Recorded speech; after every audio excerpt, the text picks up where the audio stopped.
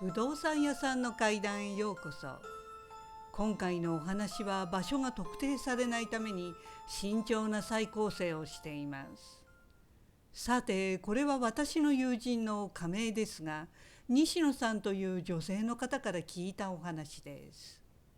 今から20年前、未亡人の西野さんと20代の一人娘さんは家を建てるための土地を東京23区で探していました。なかなか条件の合う土地はなく諦めかけた時、広告で練馬区某所に駅徒歩6分の土地を見つけました。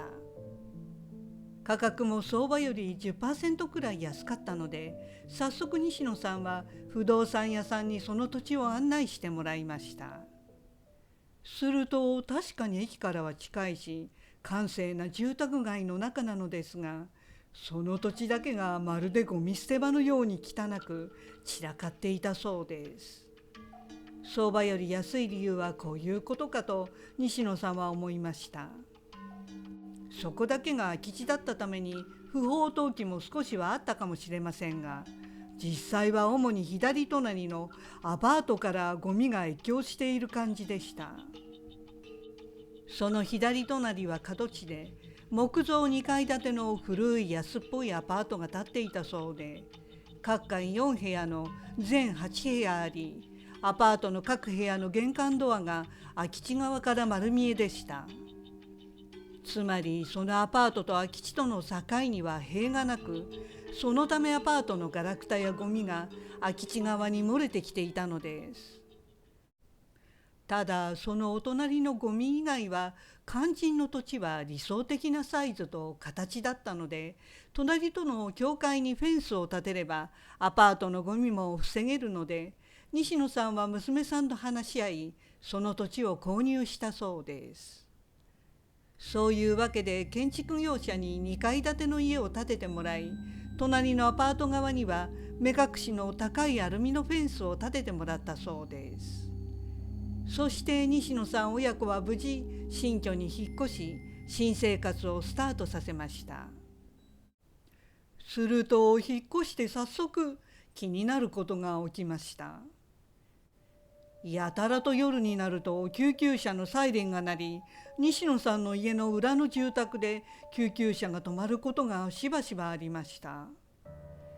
それとほぼ同じ頃、隣のアパートの住人が大家の男性とトラブルを起こしているようで、言い争う声が何回か聞こえ、やっとそれが収まったと思ったら、次の週にはそのアパートの屋根の修理中に釘が上から西野さんの車の屋根に落ち、へこんでしまうというアクシデントも起きました。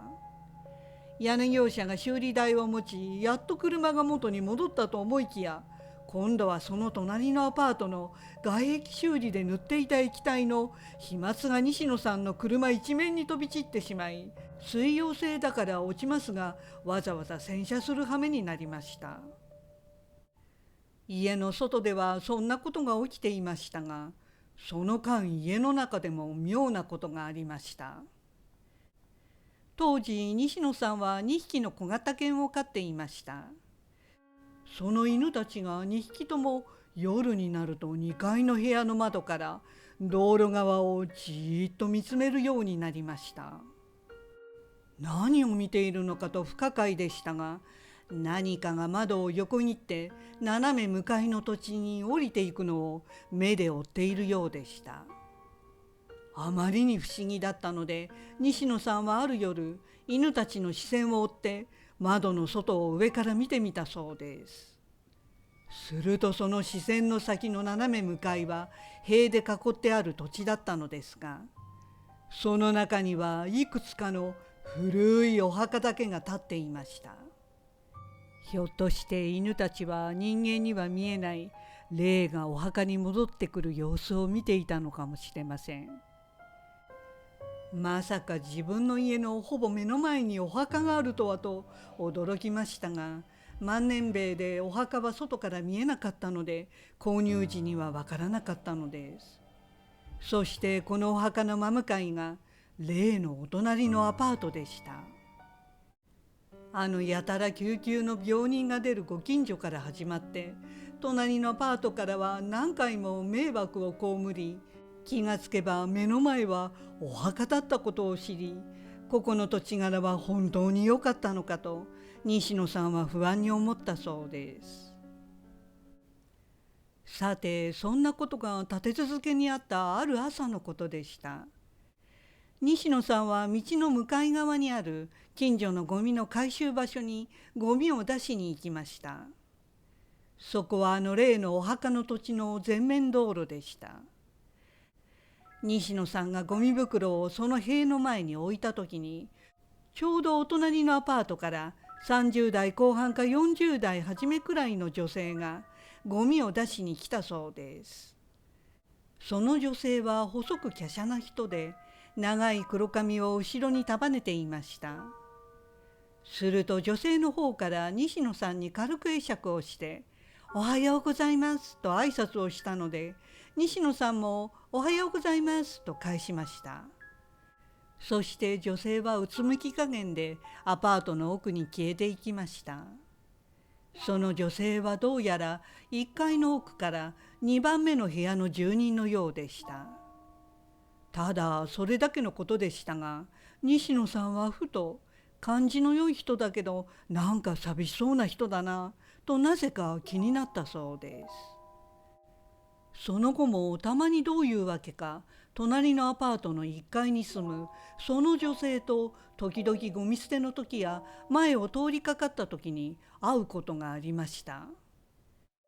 その度に軽く挨拶をし合いましたが、西野さんは女性が心に何かを背負っているような人に感じたそうです。地味で真面目な感じの女性でしたが、挨拶を交わす時いつも無理に普通に振る舞っているような感じがしました。そんなわけで人間観察は西野さんの趣味ではなかったのですが、なぜかその女性のことが気になって仕方がありませんでした。ですから西野さんは無意識に観察をするようになっていきましたが、女性は誰かと一緒に暮らしていることだけが分かりました。そんなある朝、ゴミ出しの際にまた家の前の回収場所でその1階の女性と出くわしました。またいつものようにお互い「おはようございます」と軽く挨拶をし、その時に西野さんは「今日は良いお天気になりそうですね」と何気に話しかけてみたそうです。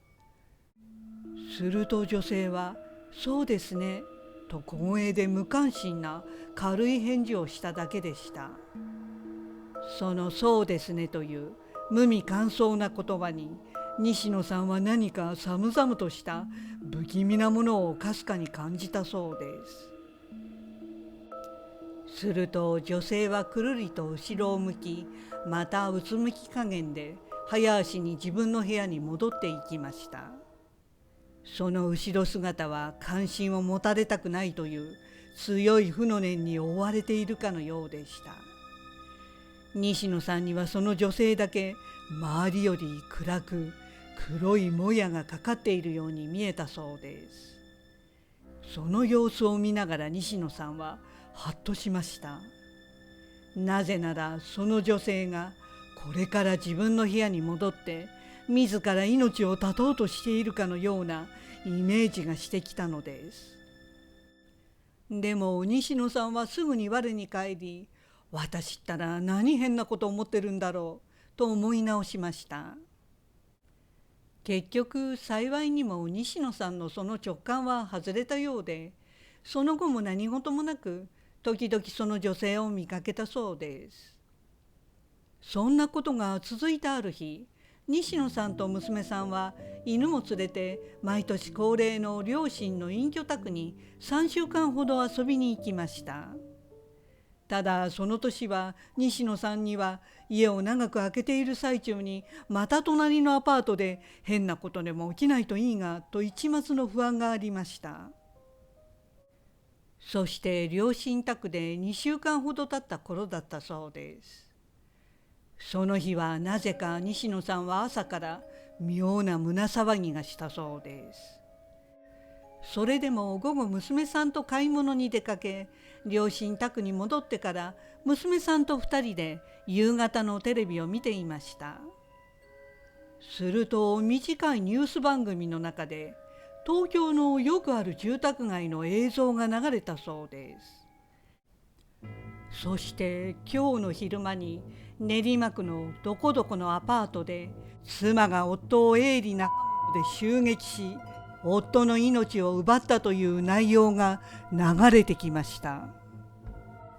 その内容を聞きながら西野さんは通りの家の映像を見て、あれ、なんか見たことある通りだな、特にこの映っている手前の黄色い家、どこかで見覚えがと思いました。そして一呼吸置いて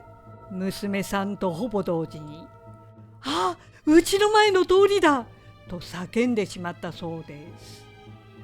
それは西野さんの自宅の真ん前の通りを映し出していたのです。その事件のあったアパートとは西野さんの家の隣のあのアパートでした。アパートを映している角度で当然西野さんの家も映像に映り込んでいたのです。そしてその映像から分かったことは、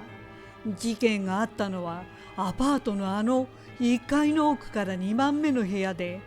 なんとその部屋に住む女性が夫と口論になった後、寝ている夫の胸元をついて命を奪ったのです。そして女性自ら警察に通報し自首してきたという話でした。西野さんは全身鳥肌が立ちました。時々挨拶を交わしたあの地味な女性が人を殺めたということなのです。西野さんは信じられずショックでした。そしてあの女性の表面では決して想像することのできない内面の闇を初めて知った感じがしたそうです。女性のことがずっと気になっていましたが、自ら命を絶つのではなく夫の命を奪ったという信じられない結末でした。その後西野さんは結局家は売却し神奈川県に引っ越しました。西野さんは今から思えばあのアパートが建つ一帯の土地は人を不幸にする忌道だったのではないかと思うそうです。そういう土地柄は人の心を不安にさせ、争いが増え、大病や火災、事件事故などが多く起きるということです。